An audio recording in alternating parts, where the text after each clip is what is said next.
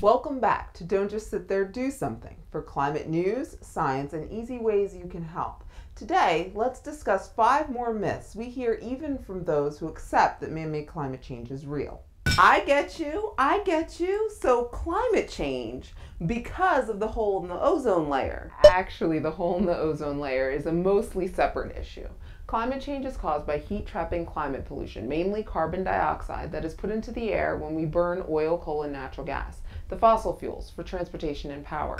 The planet heats up, and things like more extreme weather, wildfires, and higher sea level all happen as a result. But I'm sure it's someone's job to fix it before it gets too out of control. Those in charge are not acting fast enough. Man-made climate change is an urgent problem that is already hurting people here and abroad. There are regional, state, and local efforts. In their first 3 years, the states involved in the Regional Greenhouse Gas Initiative have cut climate pollution from power plants by over a fifth, added $1.5 billion to the local economy, and created 16,000 jobs.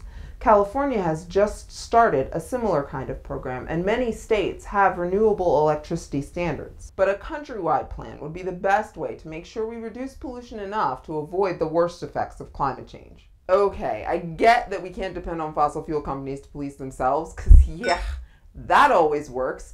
And I care about climate change, but I don't want regulations to destroy our economy. I did just say the part about how 10 states recently added over $1 billion to their economy and created thousands of jobs because of regulations.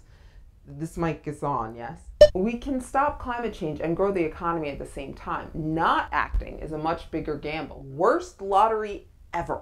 Not acting could cost trillions of dollars every year by 2100 without even getting into the terrible human cost. Other countries are already taking full advantage of the green economic revolution. There's a common myth that China is going to ruin any hope of saving the climate. China is now the world leader in climate pollution. It's your fault now, China. We're number 2. We're number 2. And China is using more and more coal. China has like 4 times as many people as we do. If they start burning coal like we did to get where we are, humanity is doomed. Look, to lead on this, we need to get our own house in order and stop looking for scapegoats.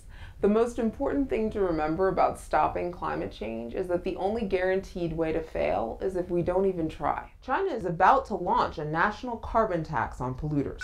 And in 2012, China invested almost twice what the US did into clean energy like wind and solar. Here at home, oil and coal companies are shedding jobs. Even with the natural gas boom, clean energy is still our fastest growing energy sector.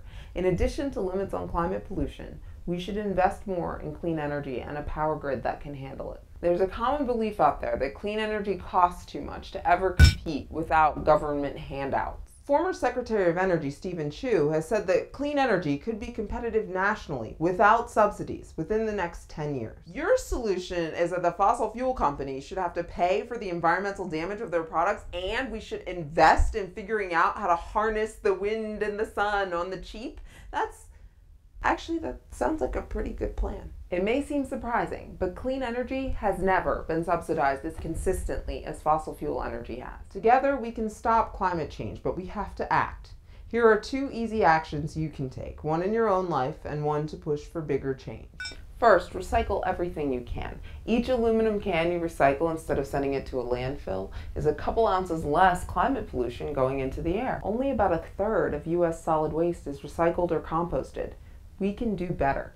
But one time, I saw the garbage men throw my recycling in the garbage, and now I have lost all faith that recycling ever works anywhere. When you recycle, make sure you're following the right rules. Put your properly sorted recycling in the right bin or bag at the right time so there's no confusion. Recycling works because your recyclables have value, and it costs less to sell them than to put them in a landfill. It's rare the recyclables are thrown away on purpose. If you see something like that happen again and again, report it to your Waste Management Authority. Secondly, EPA Administrator Lisa Jackson stepped down in February. She spearheaded science-based pollution standards, more efficient vehicles, and the Climate and Clean Air Coalition.